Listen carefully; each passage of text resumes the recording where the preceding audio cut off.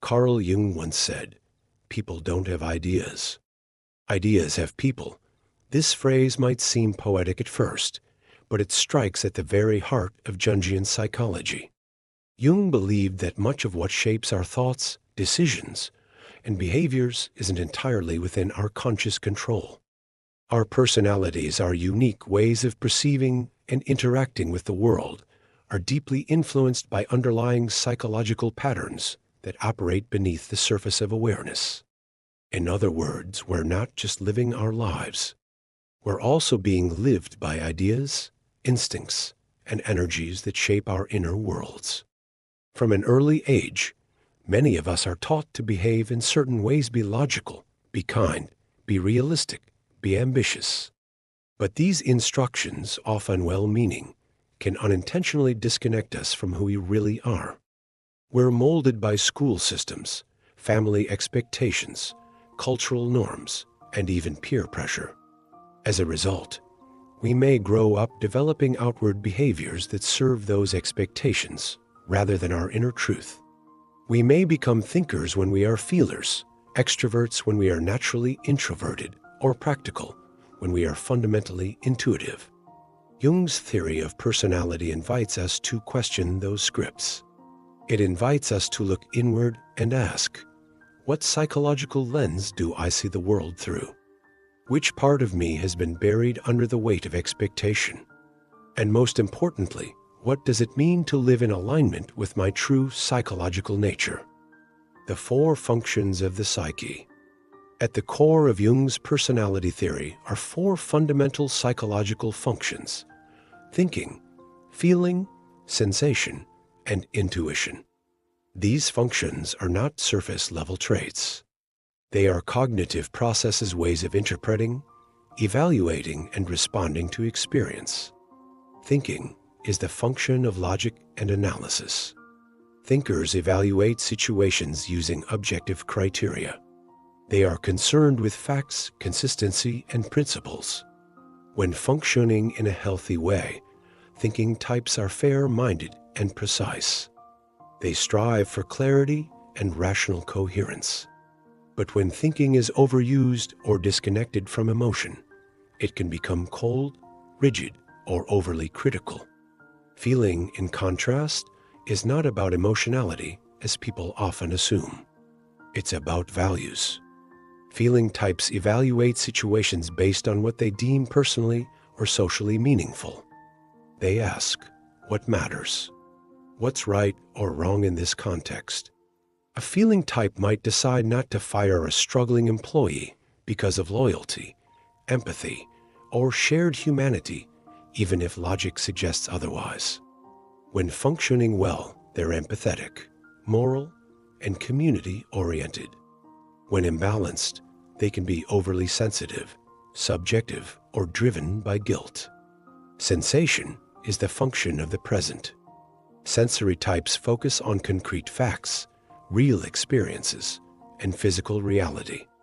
They trust what they can touch, see, taste, and measure. These individuals often excel in practical environments: engineering, cooking, athletics, craftsmanship. Sensation grounds us in what is, moment by moment. But overused, it can limit imagination and long-term vision. Intuition, on the other hand, looks toward what could be. Intuitive types perceive patterns, possibilities, and hidden meanings. They are the visionaries, the idea generators, the inventors. Rather than seeing what's in front of them, they see what lies beneath or ahead. When healthy, intuitive types are insightful and innovative. When excessive, they can lose touch with reality and become lost in abstraction. All four functions exist in every person, but one usually becomes dominant, shaping our primary mode of operating in the world. The others play supporting or unconscious roles. Introversion and extraversion, energy orientation. Jung added a critical dimension to his model, the attitudes of introversion and extraversion. These terms are often misunderstood in popular culture. Introversion is not about being shy. Extraversion is not just about being social. In Jung's model, these describe the direction of psychological energy.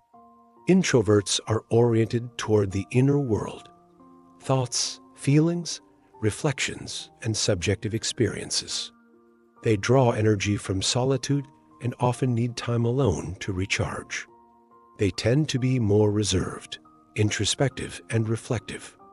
This doesn't mean they dislike people. It means their internal life takes precedence. Extroverts are energized by the outer world, action, people, objects, and activity. They thrive on interaction and often feel drained by too much introspection.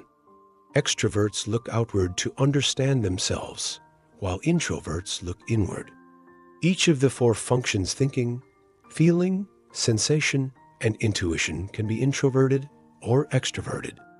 For instance, someone might be an extroverted feeler, expressing emotional values outwardly and harmonizing with group norms. Or they might be an introverted intuitive, driven by inner visions and unconscious insights. The 8 personality types: function plus attitude. By combining the 4 functions with the 2 attitudes, we get 8 distinct personality types. Let's briefly explore each. 1. Extroverted thinking. Logical, systematic, and goal-driven. These individuals seek efficiency and often excel in business or management. They evaluate external systems for flaws and improvements. 2. Introverted thinking.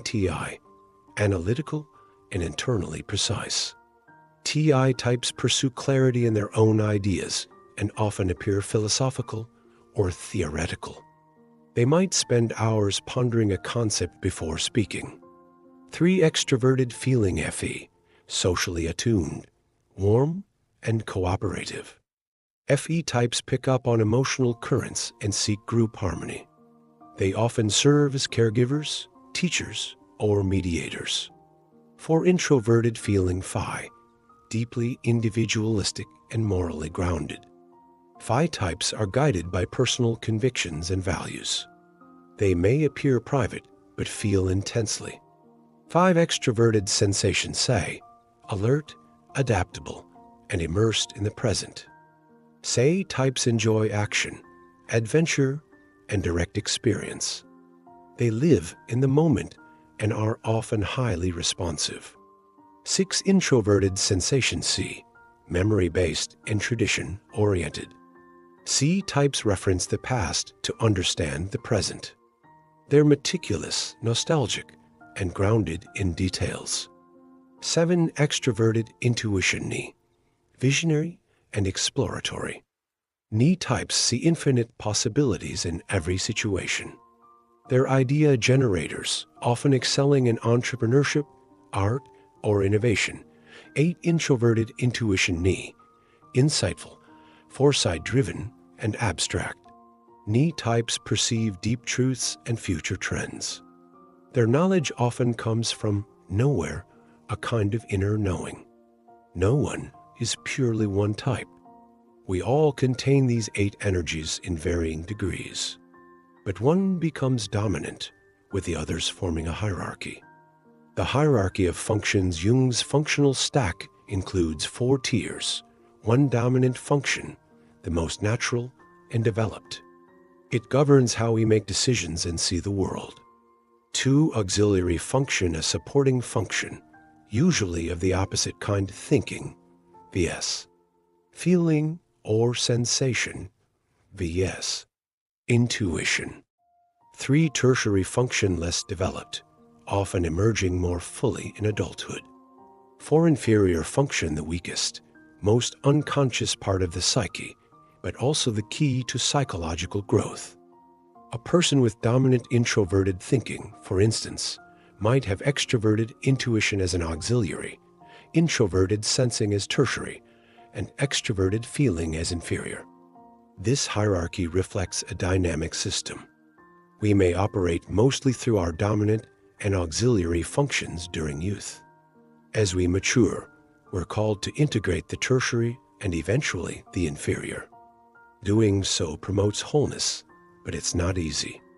the shadow and the unconscious. Beneath the surface of the conscious mind lies the unconscious home to the shadow. The shadow represents everything we reject, repress, or deny. It includes traits we dislike in ourselves, fears we ignore, or desires we find shameful. The shadow is often projected onto others.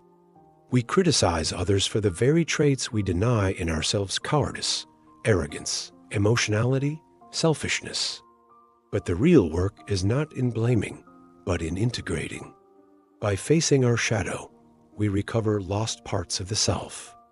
We realize that we are not only thinkers or feelers, introverts or extroverts, we are also the opposite. Integration doesn't mean becoming someone else.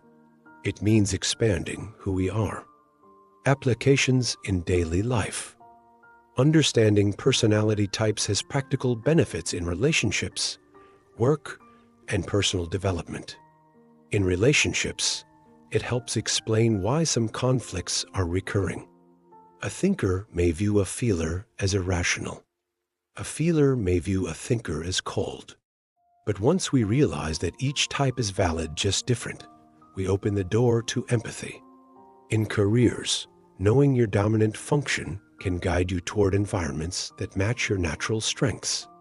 A sensation-dominant person may love data, logistics, or craftsmanship. An intuition-dominant person may crave change, strategy, or creativity. In problem-solving, mixed-type teams are ideal. A thinker might bring structure. A feeler, harmony. A sensor, facts. An intuitive, possibilities. Together, they solve problems more holistically. Misconceptions and empty limitations. Jung's work was later adapted into the empty Myers-Briggs type indicator. While popular, empty often simplifies Jung's fluid model into static for letter labels like inf or est. This has led many to mistakenly believe personality is fixed and deterministic. Jung would disagree. For him, personality is a developmental journey. We may start with one dominant function, but the goal is not to stay fixed. The goal is to grow, integrate, and mature. Introversion and extraversion, too, are not totalizing categories. Jung described them as attitudes, not permanent identities. Healthy individuals can move between introversion and extraversion depending on the situation. Individuation, becoming whole. Jung's ultimate goal wasn't typing people, it was individuation. Individuation is the process of becoming your full self by integrating your dominant and shadow aspects. It involves embracing opposites, thinking and feeling, action and reflection, light and shadow. Individuation is not perfection. It's not about eliminating flaws. It's about wholeness, living authentically, beyond roles, masks, and societal scripts. This path requires courage. It often begins with confusion, disorientation, even suffering. But those difficulties are signs that the unconscious is knocking. Integration, as Jung said, is a lifelong process, but it's one that brings true freedom and self-awareness. Jung's ultimate goal wasn't typing people, it was individuation. Individuation is the process of becoming your full self by integrating your dominant and shadow aspects. It involves embracing opposites, thinking and feeling, action and reflection, light and shadow. Individuation is not perfection. It's not about eliminating flaws. It's about wholeness, living authentically, beyond roles, masks, and societal scripts. This path requires courage. It often begins with confusion, disorientation, even suffering. But those difficulties are signs that the unconscious is knocking. Integration, as Jung said, is a lifelong process, but it's one that brings true freedom and self-awareness. Carl Jung's personality theory is more than a set of categories, it's a map of the soul. It shows us how we think, how we avoid, how we grow. It explains our quirks, our relationships, our stress, and even our spiritual longing. Thank you for joining us on this deep journey through Jung's psychology. If you found this valuable, subscribe for more in-depth explorations of psychology, consciousness, and the inner life. Leave a comment below. What type do you resonate with most, and how has it affected your life?